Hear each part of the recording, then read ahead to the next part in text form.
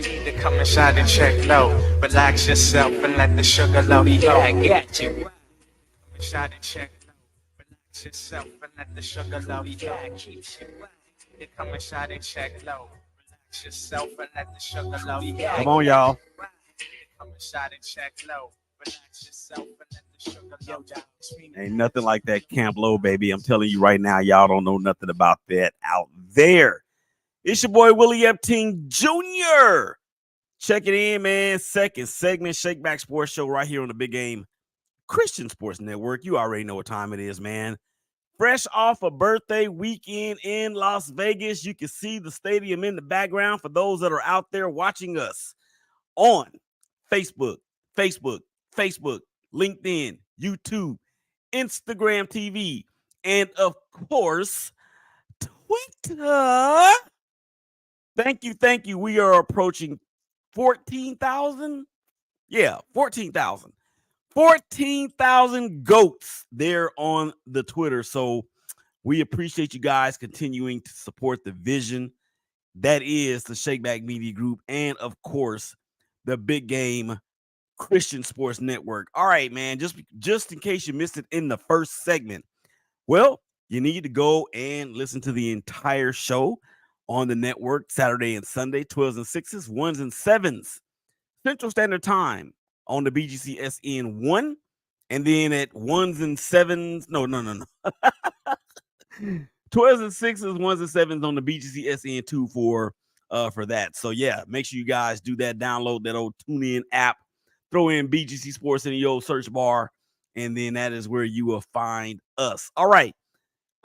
Oh yeah, just in case you missed it in the first segment, we talked about the NBA, the trade deadline that has come and gone, and talked about my team, and of course that's the Los Angeles Raiders. Vegas don't have a basketball team yet, but I'm sure it's coming.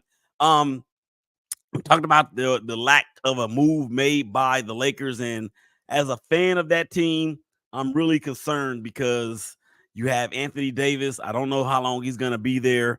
You have LeBron James at 6,703 years old. So we'll see what that entails. All right, let's get on with this second segment, man. It is being brought to you by West Bay Casino and Resort. Everyone deserves a break, so make a break for West Bay Casino and Resort in Kingston, Oklahoma, located off Highway 70 on the shoreline of Lake Texoma. Enjoy endless gaming, delicious dining, and luxury resort amenities with 40 hotel rooms, 10 cabins, swimming pools, table games, retail, and over 275 of your favorite games, and so much more. Open 24 hours a day, 7 days a week. For more information, go to westbaycasino.com. Again, that is westbaycasino.com. All right, so let's get to, actually, before we get to the NFL and the awards show that was on this past Thursday night, celebration of women's participation in sports was going on this past week. Whether you are an athlete or whether you are an analyst or an announcer or whatever part of the media you may be in, I just want to say on behalf of the ShakeBack Media Group, as well as the Big Game Christian Sports Network, that we appreciate you ladies. We appreciate you a great deal. There are a lot of females out there that know way more than us, but they get slighted because of the fact that they are female. That is not cool. That is not cool at all. And if you look around the landscape of some of the major networks across the country and around the world, you're seeing a prominent number of women that are filling these vital roles in these key positions. So if we are going to be one that is going to slight them because of the fact that they are women, then we are wrong. And I'm gonna give a shout out to a few people, and if I don't name everybody, it's only because it's too many of y'all. Okay. In terms of us here at the ShakeBack Media Group, we have my wife Patrice. We have a show Enough Divided with Leslie and Tisha. We have the Real Moms of the Shield with Jennifer and Brandy. We have the Ballers Report podcast, in which we've had Baby Doll Riley on. We've had Rachel Hill on. We've had Kate Arhar. We've had Brandy Fairfax. We've had Natalie Turk, and all these ladies that I'm telling you guys about, with the exception of one, I met through Twitter. And I want to give another shout out to another lady, Kelsey Nicole, Kelsey Nicole Nelson, who we have not been able to connect. She's in Vegas as of tape time covering the Super Bowl, and she is a phenomenal talent out there, ladies and gentlemen, in what she does for Fox. So I'm just like, we either going to get on the bandwagon or are we going to get thrown off the bandwagon and then get run over by it. And a mentor of mine once told me that if you want to get wealthy, or if you want to have a stake in somebody else reaching every goal and objective that they have and that they want to get to, put yourself in front of the trend. Put yourself in front of the wave. So when the wave comes, you will be consumed by it. And I'm smart enough to know that I am not the smartest person in the room. I am smart enough to know that if I am the smartest person in my circle, then my circle is in trouble because I need to change my circle. And that, ladies and gentlemen, is what I'm saying. Okay, let's get to the NFL.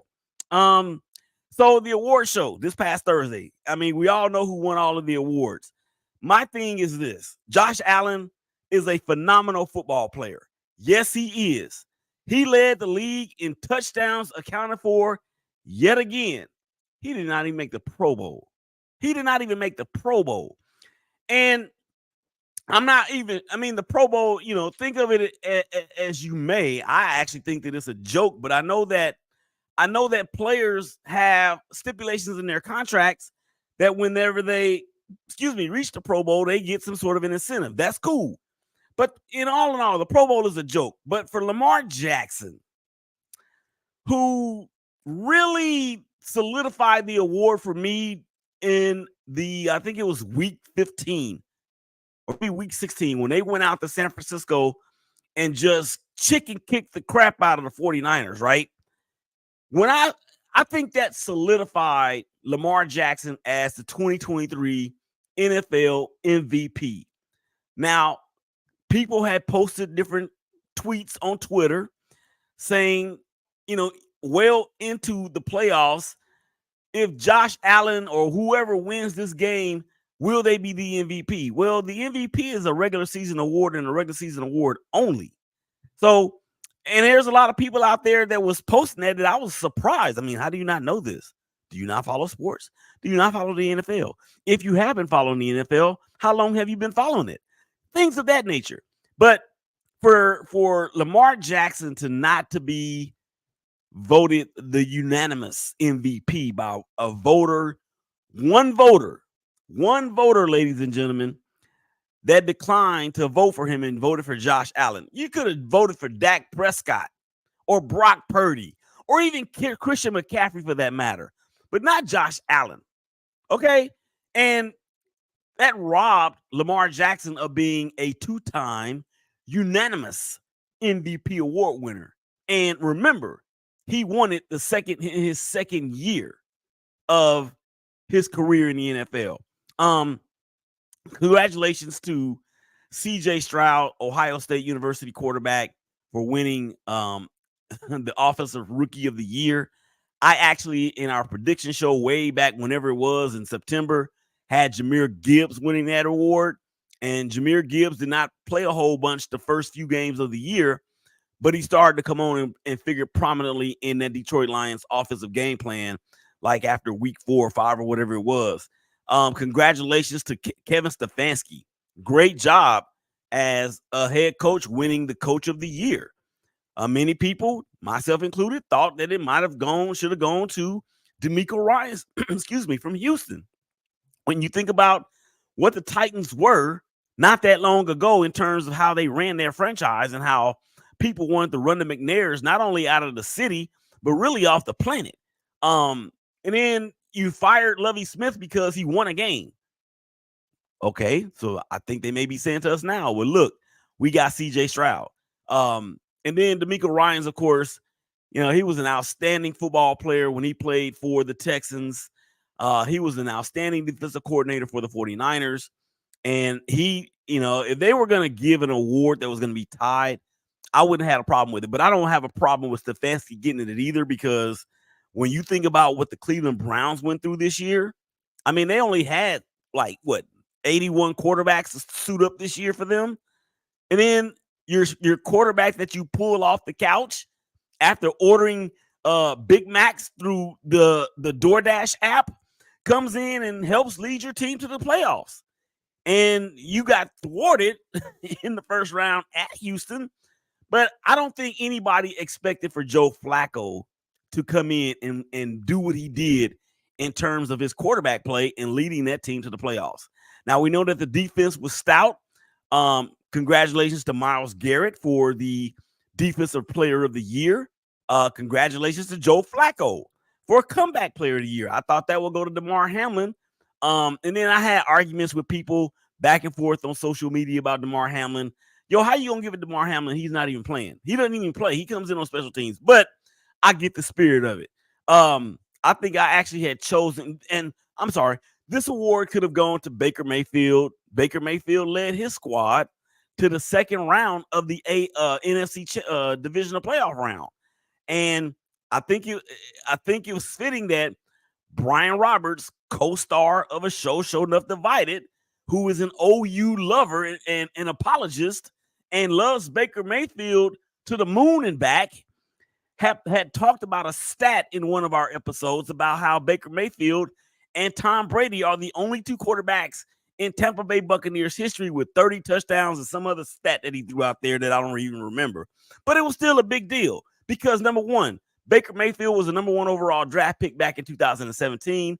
They cut him, or they trade him to Carolina, and then Carolina trades him to the Rams. He goes to the Rams and plays 3 games, and then he signs with the Buccaneers. I mean, that's 4 offensive coordinators in 4 years, and not even 4 full years.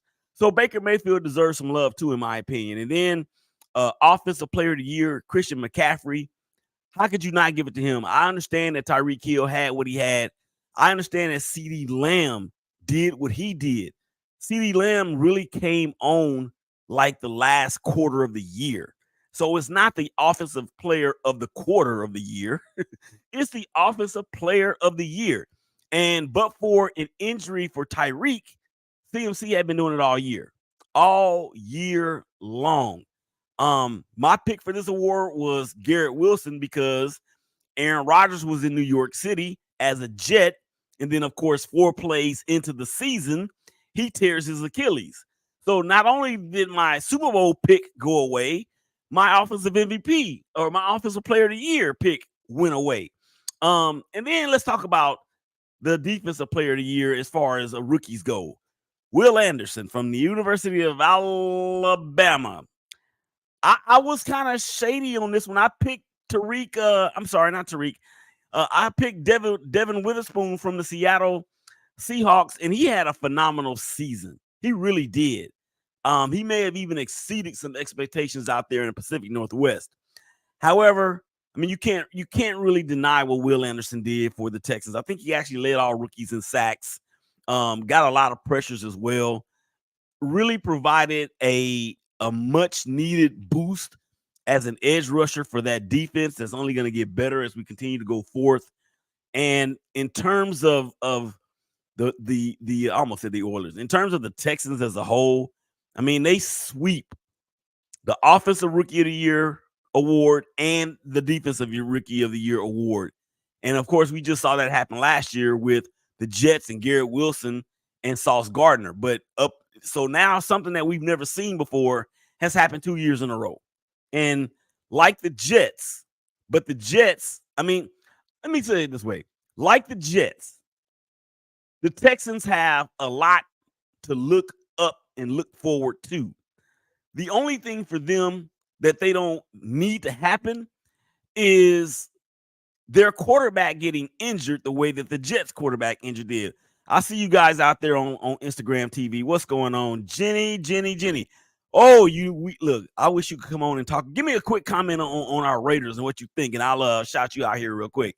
But I don't think that the Jets, I'm sorry, the Texans don't have that particular worry because CJ Stroud is only like 7 years old and Aaron Rodgers is 407.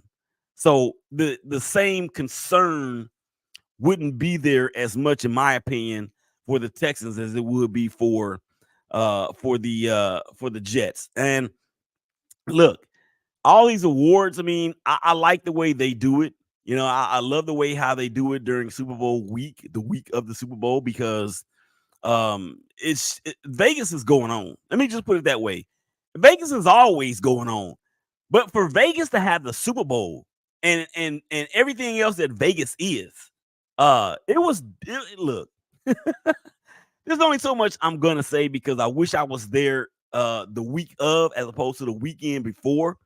But I understand that what God has for us is for us, and we are working really, really hard to do what we need to do to put ourselves in positions to be in position like that. And continuing on about the NFL talk or the awards talk, I think for me, they pretty much got it right.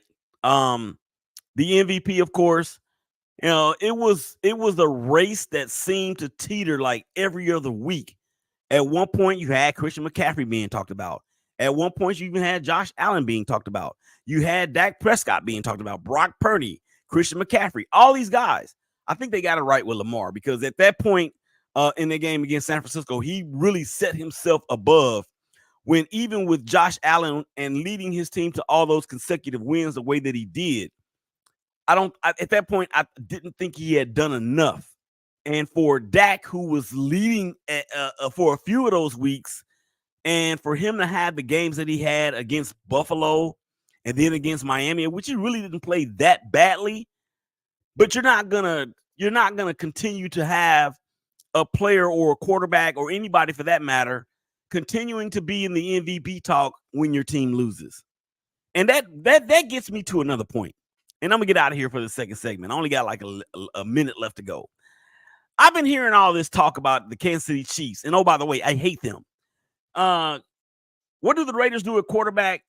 George, what's up, man? Chiming in from on Instagram. All right, I'll get to that. What are the Raiders gonna do? I think the Raiders should go all in going after Justin Fields. Looking forward to our new Raiders coach energy and the draft. That's right, Jen. I am too. Tell me what you think about us going after Justin Fields for next year. Aiden O'Connell's a solid backup, but I don't think he's a starter yet. He needs a lot of development, and he showed flashes, but getting Justin Fields at QB with this offensive coordinator that he had at one point in Chicago with the running backs that we have could be dope. Could be dope. All right, that's going to wind it down for the second segment of the ShakeBack Sports Show right here on the Big Game Christian Sports Network. Y'all come back into the side, man. We're going to get to the NFL Super Bowl and the predictions. Who's going to win? Why are they going to win? And who's going to be the MVP? Willie Epting Jr. Big day, dope position in the game. Y'all coming back and holler at us.